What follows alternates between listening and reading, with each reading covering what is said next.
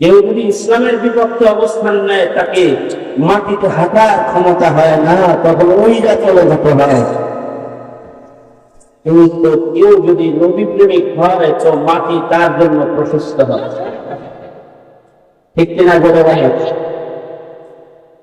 এক সময় মাটি আমাদের জন্য সংকীর্ণ করেছিল যারা, তাদেরকে মাটি এখন গ্রহণই করে না। বাজার না, অফিসে না, জঙ্গলে ছেড়ে থাকতে হয়, অথবা সাগরে পানিতে ভেসে ভেসে সময় কাটাইতে হয়। কিন্তু ইমানদার যারা, নবী প্রেমিক যারা, তাদেরকে আল্লাহ তাআলা তো পুরস্কার দেওয়ার ওয়াদা করেছেন। তাদের জন্য আল্লাহ তাআলা জমিনকে প্রশস্ত করে দেয়। তারই একটা নমুনা হলো আজকে সিরাতুন নবী মাহফুজ। ঠিক কিনা? খুশি না? খালি খুশি হইলে হইব না, এটার শুকরিয়া আদায় করার লাগছে। আল্লাহ তাআলা এটার শুকরিয়া আদায় করার তৌফিক আমাদেরকে দান করুন। আওয়াজ করে জোরে বলেন আমিন। তাহলে আমি খুশি না করি, কিছু কথা বলি, সেটা হলো বরকতের নিয়তে আয়াত হাদিস আপনাদের সামনে পেশ করেছি। মাসটার নাম মাহে রবিউল আউয়াল। বিল ইত্তেফাক মাহে রবিউল আউয়ালে আল্লাহর রাসূল জন্মগ্রহণ করেছেন এবং নবীজির তিরোধান বিদায় এই মাসে হয়েছে। তারিখ নিয়ে মতনৈক্য থাকলেও মাসটা নিয়ে কোনো মতনৈক্য নাই। এই মাসেই আল্লাহর রাসূলের আগমন, এই মাসেই আল্লাহর রাসূলের বিদায়। বছরের চাকা ঘুরে ঘুরে রবিউল আউয়াল এলে মুমিনদের হৃদয়ে এক প্রেম আগুন জ্বলা দেয়। কারণ এই মাসে তাদের পয়গম্বর জমিনে এসেছিলেন এবং এই মাসে নবীজি বিদায় নিয়ে চলে গেছে। কারণ নবীজির সাথে মহাব্বত ঈমানের পরিপূর্ণতা হয়, আর নবীজির সাথে মহাব্বত ছিন্ন হয়ে গেলে ঈমান শূন্য হয়। ঠিক কিনা? যাদের সাথে নবী প্রেম মজবুত হয়, যাদের হৃদয়, তাদের ঈমান কামিল হয়। আর যাদের হৃদয়ে নবী প্রেম কমে যায়, তাদের ঈমান নষ্ট হয়ে যায়। তারা মুসলিম ঘরে জন্মায়াও হয়তো নাস্তিক মুরতাদ হয়ে তারা কবরে চলে যায়। মুক্তিলাভের নাম থাকে লা ইউমিনু আহাদুকুম হাত্তা আকুনা আহাব্বা ইলাইহি মিন ওয়ালিদিহি ওয়া ওয়ালাদিহি ওয়ান নাসি আজমাইন। নবীজি বলেছেন, কামেল মুমিন যদি কেউ হতে চাও তাহলে আমার প্রেম মহব্বত প্রকৃতিকে কামেল মুমিন হইতে পারবে না। কামেল মুমিন হইতে নবী প্রেম লাগবে। কারণ মহব্বত ছাড়া ইত্তেবা করা যায় না। মহব্বত যখন কামেল হয় তখন আল্লাহ আল্লাহর রাসূলের মহব্বত থাকলে আল্লাহ আল্লাহর রাসূলের ইত্তেবা সহজ হয়। যাদের হৃদয়ে আল্লাহ আল্লাহর রাসূলের মহব্বত প্রবল হয়, আল্লাহ আল্লাহর রাসূলের অনুসরণ অনুকরণ ধর্ম মানা তাদের জন্য সহজ বিষয়ে পরিণত হয়। আর যদি মহব্বত কারণ কমে যায় তাহলে আল্লাহর হুকুম মানা কঠিন হয়, নবীর অনুসরণ করা কঠিন হয়। কারণ মহব্বত এমন একটা শক্তি যা কঠিনকে সহজ করে দেয়। এই কারণে মুরব্বীরা বলে, যদি থাকে বন্ধুর মন গান পানি দিতে কতক্ষণ। মহব্বত থাকলে পরে সাগর পাড়ি দেওয়া যায়, গান পাড়ি দেওয়া যায়। আর যখন মহব্বতের কমতি হয় তখন বাহানা এসে দাঁড়ায়, প্রতিবন্ধকতা হয়, অনুসরণ অনুকরণ করতে কষ্ট হয়। এটা দুনিয়ার নিজাম নিয়ম। যে বিষয়ে মহব্বত হবে ওই বিষয়ে তার সহজ হবে। উদাহরণস্বরূপ এই কারণে আল্লাহ তাআলা কঠিন কাজ সম্পাদন করতে ওই কাজের মহব্বত আল্লাহ আগে দিচ্ছেন। আল্লাহর নিয়ম। যেমন যেমন মা সন্তান লালন পালন করে, সন্তান লালন পালন করা একটা কঠিন কাজ, কঠিন না সহজ কাজ। সন্তান কোলে রাখা সহজ কাজ না কঠিন কাজ? এই সহজ কাজটা মায়ের জন্য সহজ, কঠিন কাজটা মায়ের জন্য সহজ, বাবার জন্য সহজ না, ভাইয়ের জন্য সহজ না, বোনের জন্য সহজ না, মার জন্য যতটা সহজ। কারণ মাকে আল্লাহ তাআলা আগে মহব্বত দান করেছেন, তারপরে সন্তান দান করেছেন। আগে দিয়েছেন সন্তানের মহব্বত, তারপরে দিয়েছেন সন্তান।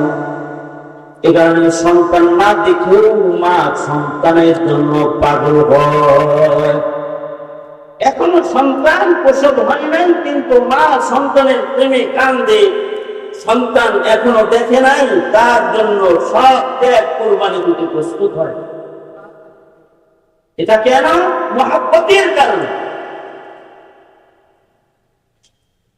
এই মহব্বতটা মায়ের কান্না দিচ্ছেন, বাবারে ওই পরিমাণ দেন নাই। এ কারণে বাবার জন্য কঠিন। সাজায় গুজায় বাপের বলে সন্তান দিলে কয়েক মিনিট রাইখা হাত ব্যথা করলে তোমার সন্তান। আর যদি কোন রকম পেশাব পায়খানা করতে পারে তাহলে তো দেখতে হলে দিতে পারে। কিন্তু মা পেশাব পায়খানাকে সাফ করে বুকে জড়ালেন, কোলে করেই মা সন্তান কোলে রান্না করে, সন্তান করে মা উঠান ঝাড়ু দেয়, সন্তান কোলে করে মা শ্রমের কাজ করে। সিলেটে গেলে দেখা যায় চা বাগানে কিছু মহিলা কাজ করতেছে, কিন্তু তার সন্তান তার পিছে আছে।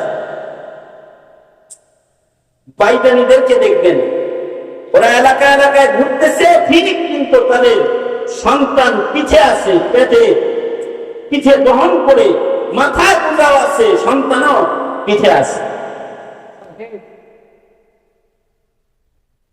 সন্তানের পূজাটা তার কাছে হালকা মনে হতেছে, কারণ হল মহব্বত। আর এই মহব্বত দাতা স্বয়ং আল্লাহ। ওরকম কারোর কাছে সুন্নতটা বোঝা হয়ে যায়, কারোর কাছে কুঠিটা বোঝা হয়ে যায়, কারোর কাছে পাঞ্জাবি বোঝা হয়ে যায়, কারোর কাছে নবীর সুন্নত কঠিন হয়ে যায়, কারোর কাছে নামাজ পড়া কঠিন হয়ে যায়, কারণ মহব্বত কম। কারোর কাছে রোজা কঠিন হয়, রমজান মাস আসলে সে অস্থির হয়ে যায়। এটার একমাত্র কারণ হলো মহব্বত কম। এ কারণে ওয়াল্লাযীনা আমানু আশাদ্দু হুব্বান লিল্লাহ। এ কারণে লা ইউমিনু আহাদুকুম হাত্তা আকুনা আহাব্বা ইলাইহি মিন ওয়ালিদিহি ওয়া ওয়ালাদিহি ওয়ান নাসি আজমাইন। কিন্তু যদি মহব্বত হয় তাহলে পাঁচ বেলার নামাজটা সবচেয়ে সহজ কাজে পরিণত হয়। রাত 2টায় যদি ঘুমায় ফজরের নামাজের পর তার কষ্ট হয়নি, মহব্বতের কারণে। তার মুখের দাড়িটা তার বোঝা লাগে না। আর কিছু কিছু আছে একদিন শেখ না করলে পাই সে বাড়ি বাড়ি লাগে, তার সুন্নতটা বোঝা হয়ে যায়, কারণ মহব্বত নেই। এ কারণে প্রত্যেকটা মুমিনের হৃদয়ে লাগবে মহব্বত, আল্লাহর মহব্বত, নবীর মহব্বত। নবীর মহব্বত কামিল না হলে ঈমান কামিল হবে না। নবীকে জানের চেয়ে বেশি মহব্বত করে ঈমান কামিল বানাইতে হয়। যে নবীর প্রেম সাগরে ডুবে আল্লাহ তাআলা তাকে নিজের মহব্বতের বান্দা করে কবুল করে লয়। সামনে যারা যোগ দিবে তাদেরকে আল্লাহ তাআলা নিজে প্রেমিক হিসেবে গ্রহণ করেন। এই জিনিসটা সাহাবীরা করছেন ইমাম দিনে। এ কারণে সাহাবায়ে কেরাম জশ্নে জুলুস, ঈদ উদযাপন, র্যালি প্রদর্শন, মিষ্টি বিতরণ, কেক কাটানোর মতো এমন ফালতু প্রেমের খেলা সাহাবীরা খেলেন। সাহাবীরা খেলছে ইত্তিবায়ে নবী প্রেম খেলা। এ কারণে আল্লাহর রাসূল জীবনে এক জায়গায় যেখানে বসেছেন সাহাবী ওইখানে বসেছেন। আব্দুল্লাহ ইবনে উমর রাস্তা দিয়ে যাইতেছেন, এক জায়গায় উনি পেশাব করবেন মতন করে বসে বললেন। সাথীরা জিজ্ঞাসা করে, পেশাব আপনার হাজত হয় না, কিন্তু পেশাব করবেন মতন করে এখানে বসলেন কেন? ইবনে উমর বলে, আল্লাহ রাসূলের সাথে এই পথ দিয়ে যাইতেছিলাম, নবীজি এখানে বসেছে, নবীজি এখানে ইস্তেনজা করেছে, এখানে আমার ইস্তেনজার হাজত হয় নাই, কিন্তু নবীর প্রেমের জায়গায় একটু বসলাম, নবীর মতো পয়সা একটু অনুকরণ করলাম। এটাও যদি আল্লাহ কবুল করে আমাকে নবী প্রেমিক হিসেবে গ্রহণ করে, শাফাআত হাউজুল কাউসার ও নাজাতের রাস্তা সহজ হয়ে যাবে। ঘুমাইছেন সাহাবী, ওখানে ঘুমাইছেন। আব্দুল্লাহ ইবনে উমর মাঝে মাঝে একটা খেজুর বাগানে যেতেন, যেই খেজুর বাগানে যায়া কিছু সময় মাঝে মধ্যে উনি আরাম করতেন একটা গাছের নিচে। ওনাকে জিজ্ঞেস করা হতো, কয়েক মাইল হাইটা এই বাগানে এসে এই গাছতলায় আপনি শুয়ে থাকেন কেন? ইবনে উমর বলে, নিজের চোখে এখানে নবীকে শুয়ে আরাম করতে দেখেছি, মাঝে মধ্যে নবী অনুকরণ করে এখানে শুইতে আরাম করতে মদিনা থেকে বের হয়ে আসি। আল্লাহু আকবার। এটা প্রেম। এইটা সাহাবী কেমন ছিল, আমাদের আকাবিরদেরও এরকম ছিল। যেমন হুজ্জাতুল ইসলাম কাসিম নানতুবি রাহমাতুল্লাহি আলাইহি, ইংরেজরা কাসিম নানতুবি রাহমাতুল্লাহি আলাইহির জন্য গ্রেফতারি পরোয়ানা জারি করে দিল। কাসিম নানতুবি পলায়ন করলেন, পালাইলেন। কিন্তু আশ্চর্য বিষয় হলো কাসিম নানতুবি 3 দিন পালা হলেন, তারপরে আর পালা না, প্রকাশ্যে আবার ঘুরে আবার মসজিদে জামাতে নামাজ পড়েন। দেওবন্দের লোকেরা কয়, মৌলভী কাসেম, পুলিশ দেখলে তোমার ধরে নিয়ে তো ফাঁসিতে ঝুলাইব, গ্রেফতারি পরোয়ানা হয়েছে তোমার নামে, পালাও না কেন? কাসিম নানতুবি বলে, পালাইছিলাম তো। কোথায় বাইরেছো কেন? ভয় করি, একমাত্র আল্লাহকে ভয় করি। কিন্তু তারপরে পালাইছিলাম একটা সুন্নতের আমল করার জন্য। আল্লাহ রাসূলের সিরাত পড়ে দেখেছি, আল্লাহ নবী 3 দিন গাড়ে সরে আত্মগোপন করে আল্লাহ রাসূল 3 দিন কাটাইছেন। জিন্দেগিতে বহু সুন্নতের আমল করেছি, কিন্তু আত্মগোপনের সুন্নতের উপরে এখনো আমল করা হয় নাই। তাই 3টা দিন পালন করে বাড়ি সুন্নতের ও রাতগুলার সাথে নিজের জীবনের কিছু রাত করে নিলাম। ময়দানে মাশরে আত্মগোপনের সুন্নতের আমলটাও আমার সাথী হিসাবে আমার নামার ভেতরে হয়তো বা পাওয়া যাবো। মানে অনেক নবী প্রেম কিভাবে করছেন, কারণ নবীর প্রেমের মাধ্যমে নবীর ইত্তিবা আর নবীর কোনো সত্য আছে না। যার ভিতরে নবীর অনুকরণ যত বেশি আসবে তত বেশি। হাকিম মুহাম্মদ মুজাদ্দিদুল মিল্লাত আশরাফ আলী থানভী রাহমাতুল্লাহি আলাইহি তিনি একদিন চন্দ্রিমা রাত্রিতেও এক মুরিদের বাড়িতেও বলে বেড়াইতে যাইতেছেন, খোলা আকাশের নিচে দেয়া হযরত নবী নিজের বিবিরে বললেন, চলো একটু দৌড়াই, দৌড় প্রতিযোগিতা দিব। বিবি মনে মনে ভাবলেন যে বুড়া বয়সে সব যাচ্ছে জামাই, ঠিক আছে জামাইকে খুশি করা এটা ইবাদত, চলেন কোন পর্যন্ত দৌড়াইতে হইব, ওই কাজ পর্যন্ত কি আগে যায় দৌড়াই। হযরত নবী আস্তে আস্তে দৌড়ালো, আগে চলে গেল। বিবি আগে যায় হাসতেছে, পারেন না, আবার প্রতিযোগিতা দিতে চান, গায়ে সে বল নাই কিন্তু দৌড়াইতে বলেছে। হযরত নবী কিছু বলে না। ফিরার পথে আবার হাকিম মোহাম্মদ থানভী বলে, আসো আবার দৌড়ানো। বিবি স্বামীর খুশি করার জন্য আবার দৌড় দিছে, কিন্তু হযরত থানভী রাহমাতুল্লাহ আলাইহি এবার বিবির পিছনে ফেলে নিজে তোলে আগে সীমানায় পৌঁছে গেছেন, জায়গা মতো আগে চলে গেছেন। জায়া হযরত থানভী ঘুরে দাঁড়ায় গেছেন, বিবি তো ফের বসে ডাব্বা গেছে। হযরত থানভী বিবি কাছে আসলে হযরত থানভী বলে, তিলকা বিতিলকা, ওই যে একবার হাসছিলাম ওইটা এখন শোধলেন। বিবি কয়, তাই কি হয়েছে? ড্র হয়েছে, একবার আপনি দিচ্ছেন একবার আমি দিচ্ছি, সমান সমান হয়েছে। বিবি হাসতেছে, কিন্তু হাকিম মোহাম্মদ থানভীর চোখ পানি ঝরতেছে, কাঁদতেছে।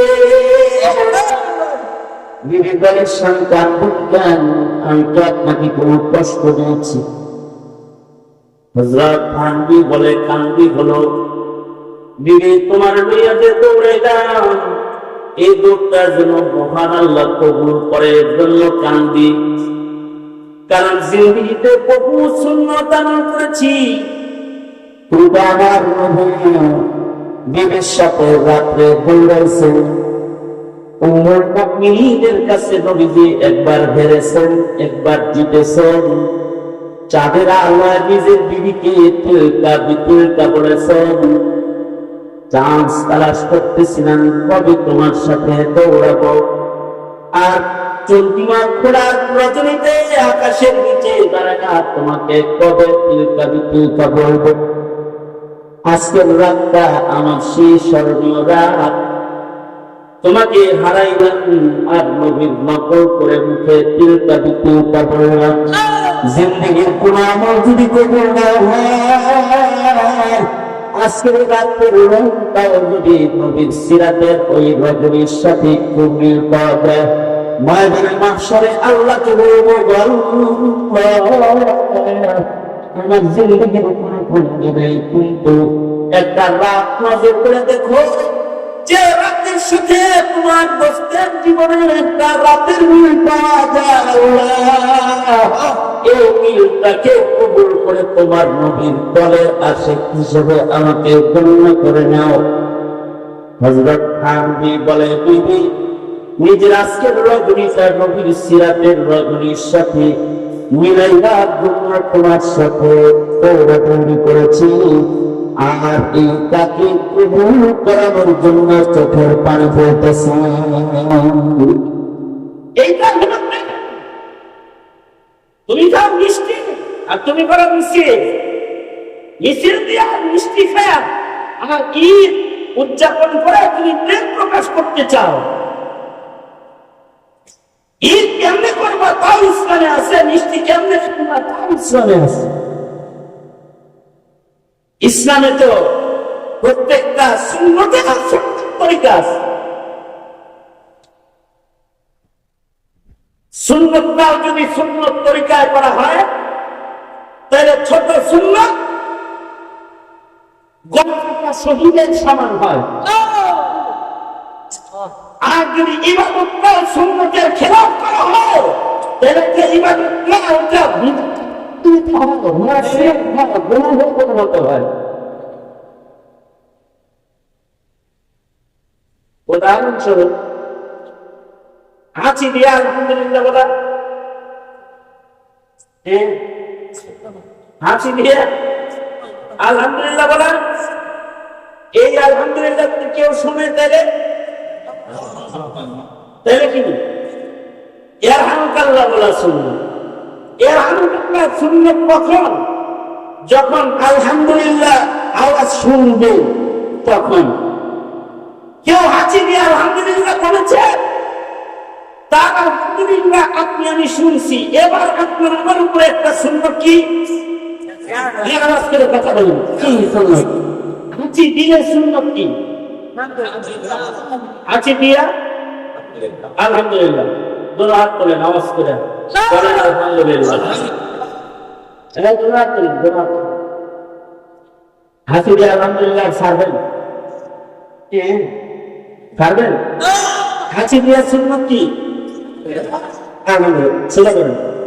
মারা যাবে। জবান খুলে বলেন সুবহানাল্লাহ, আলহামদুলিল্লাহ,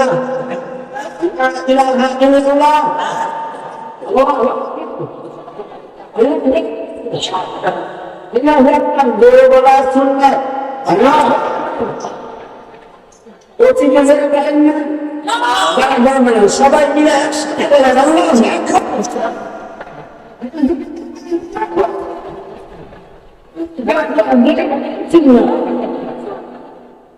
অনেকদিন আগে যে আল্লাহ ভরসা করলে বেশি আল্লাহ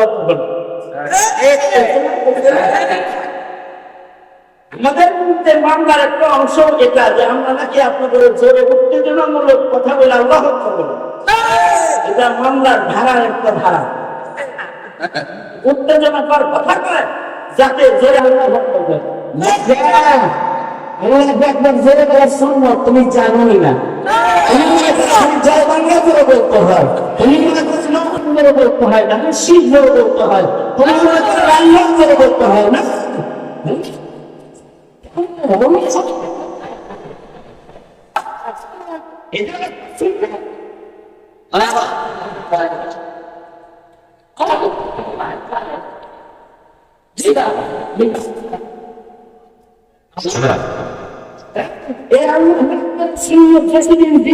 কতদিন বাতিল মাঠে উঠায় ঠিক মতো ঠিক হয় সেখান যেটা জোরে হাত দিতে হয়, এটা যতদিন জোরে ছিল ততদিন কাবিয়ালির উৎপাদ মানে নাই। ঠিক আছে, এটা করছেন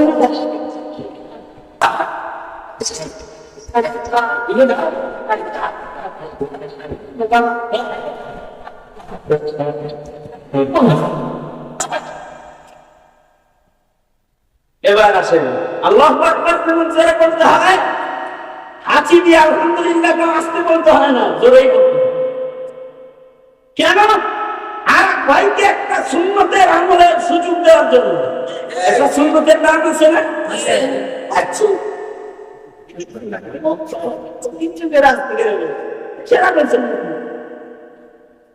হাঁচি দিছে তো জোর করে বলবো আলহামদুলিল্লাহ। আরে আব্দুল্লাহ ইবনে মুবারক দর্শে হাদিসে হাঁচি দিয়া আলহামদুলিল্লাহ বলছে, এত জোরে ইয়ারহামুকাল্লাহ আমার ছাত্ররা বলছে সবাই মিলে, বেশি মনে হচ্ছে যে মিছিল আসতেছে গাছ দরবারে কাজের লোক খাবে না করে সুন্নতের আমল সুন্নতের আমল।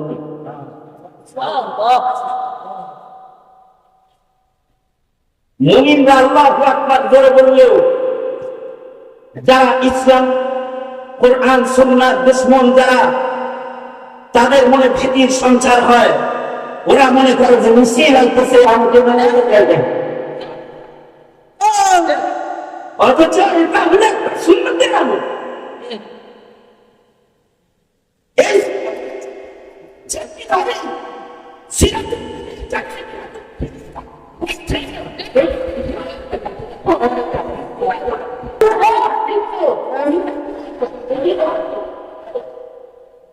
সবার ধনী দিলেই কারণ একটা সুন্নতের দাম। হাঁচি দেওয়ার পরে আলহামদুলিল্লাহ বলা কি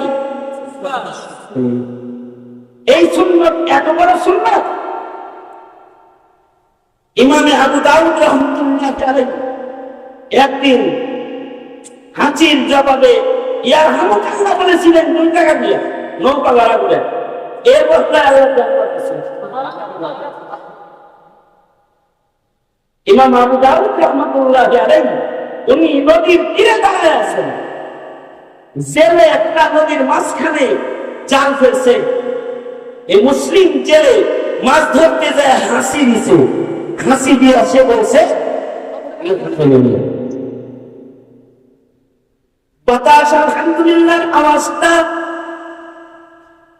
ইমাম আবু দাউদ পর্যন্ত নিয়ে এসেছে,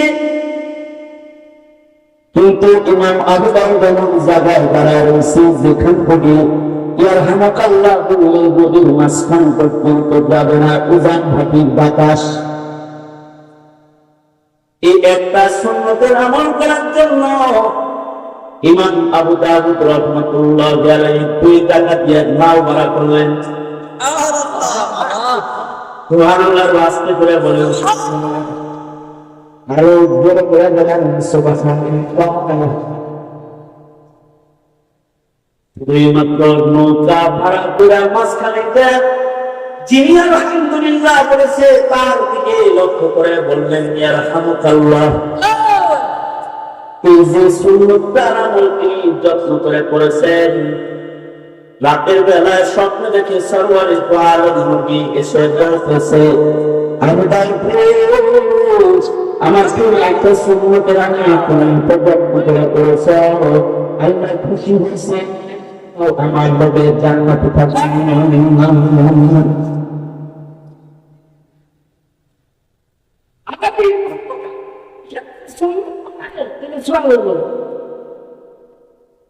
সুন্নতের একটা ঘটনা শুনে হারুন রশিদের যুগে কাজী আতিয়া বিচারপতি ছিলেন, প্রধান বিচারপতি ইমাম আবু ইউসুফ রাহমাতুল্লাহ আলাইহির শাগির্দের একজন ছিলেন।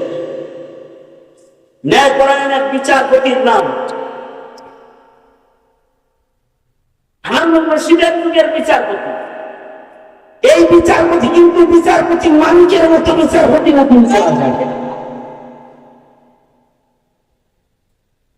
তিনি ন্যায়পরায়ণ একজন বিচারপতি, কিন্তু ওনার রশিদের কাছে ক্লেম আসলো যে হারুন রশিদ কাজী আতিয়ার বিচার ঠিক মতো করে না, তার একটু গায়ে শাসায় দেন।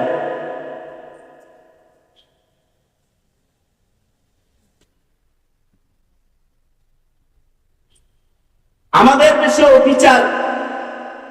বিচারপতির নামে বিচার দেয়, আমাদের দেশের বিচার হয় একরকম। ওইখানে বিচার হলো যে রাজ পরিবারের মানুষের সাথে যারা প্রশাসনে আছে তাদের সাথে বিচারপতি শক্ত ব্যবহার করে। আর আমাদের দেশে প্রেম হলো সরকার দলের যারা, তারা দেয়া বলে বিচারপতি আমাদের সাথে শক্ত আচরণ করে, শক্ত আচরণ করে বিধায় এই বিচারপতি চাই না, সিনহা সাহেবের পাল্টে অন্য কাউকে দেয়। দলের বিপক্ষে অবস্থান নিলে বিচারপতি পাল্টানো হয়। যেহেতু হারুন রশিদের কাছে বিচার গেছে, হারুন রশিদ কাজী সাহেবকে ডাকলেন, রাজদরবারে ডাকলেন, বিষয়টা একটু চিন্তা করার জন্য, শুনা করার জন্য।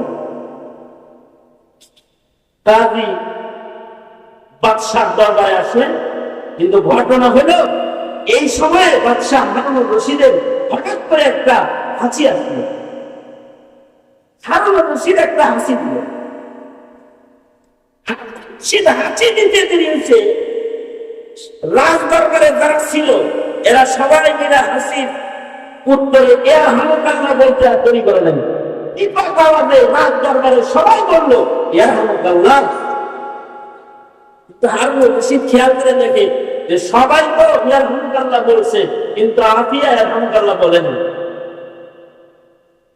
হারুন রশিদ বললেন, কি কাজীও খোঁজা সুন্নতের উপর আমল নাই, ইয়ারহামুকাল্লাহ বললেন না কেন? আগে এটা করে এলাম, পরেরটা পরে দেখুন। ইয়ারহামুকাল্লাহ বললেন না কেন? সুন্নতের আমল নাই কেন? কাজী সাহেব বলে, খলিফাতুল মুসলিমিন কিছু মনে করবেন না, আপনি নিজেরই তো সুন্নতের উপরে আমল নেই। তো কেন? আমি আলহামদুলিল্লাহ বলবো, আপনারা আলহামদুলিল্লাহ করে রাখবো। আপনি আলহামদুলিল্লাহ বলছিলেন না, আপনি হাজির করেন নাই, আমি আলহামদুলিল্লাহ বলবো কেন? আমি আলহামদুলিল্লাহ তখন বলবো যখন আপনি বলবেন আলহামদুলিল্লাহ। শুনি না আমি বলবো আপনি নিজে আলহামদুলিল্লাহ বললেন, আমার আলহামদুলিল্লাহ তো আমরা হই নেই সুন্নত কিছু। হারুন রশিদ বললেন, যেই বিচারপতি একটা সুন্নতের খেলাফ সুন্নত করে না, এই বিচারপতি রাজ দরবারে জুলুম করতে পারে না। তাকে পরে পরে দিয়া বাড়ি দিয়া সব কান্নার বিচার দেওয়া করবো। বাকি রাতে আলহামদুলিল্লাহ করবো, সেগুলো করতে একবার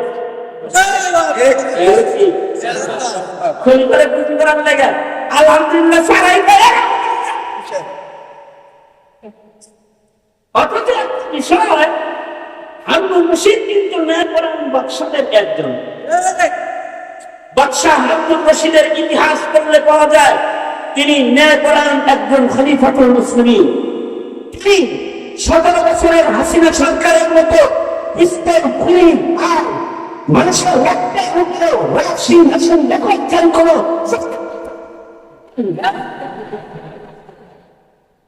ন্যায়পরায়ণ একজন খলিফাতুল মুসলিমিন হলেন হারুন রশিদ, যিনি কেমন রক্ত ঝরায় না, রাজপথ ছাত্র জনতার রক্ত দিয়ে লাল করে না, জনগণের উপরে অন্যায় ভাবে গুলি করে না, আনন্দকে জেলখানায় পচায়া তাদেরকে হত্যা করে না, ইসলাম কোরআন সুন্নাহর খেলাফ কিছু করে না, বরঞ্চ হারুন রশিদ ছিলেন দ্বীনের খাদেম, ইসলামের খাদেম, ইসলাম প্রচারে ইসলামের বিজয় বাদশাহ হারুন রশিদের ভূমিকা অনেক।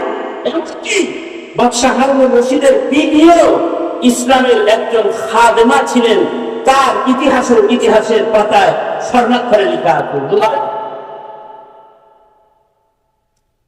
এই হারুন রশিদ উনি কোন জুলুম করে না, গুলি করে না, রক্ত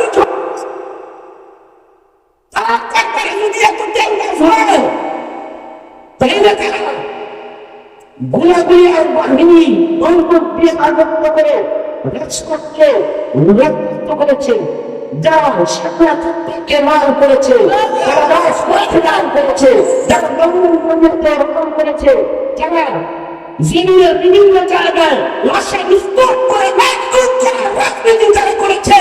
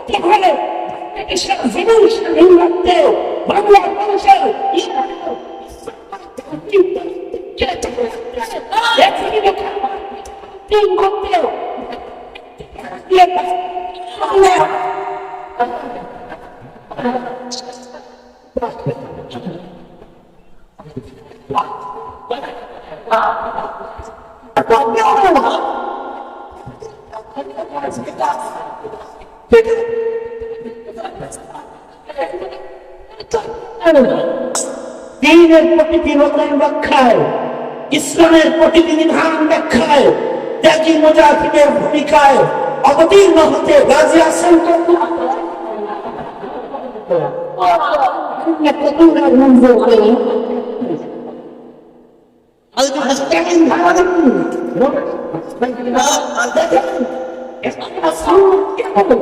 সুন্নতের খেলাফ আমল করে না।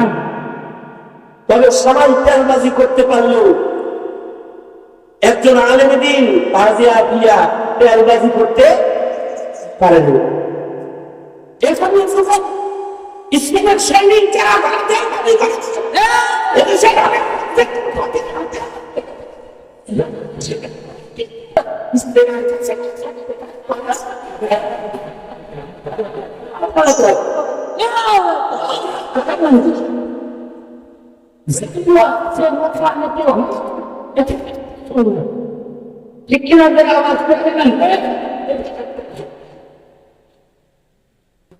ইসলামের সংগঠন প্রত্যেকটি কাজ শুধু সামনে আসলেই কাজ হয় না, কাজটা সুন্নত মাফিক করার মাধ্যমে কাজটাকে হয়।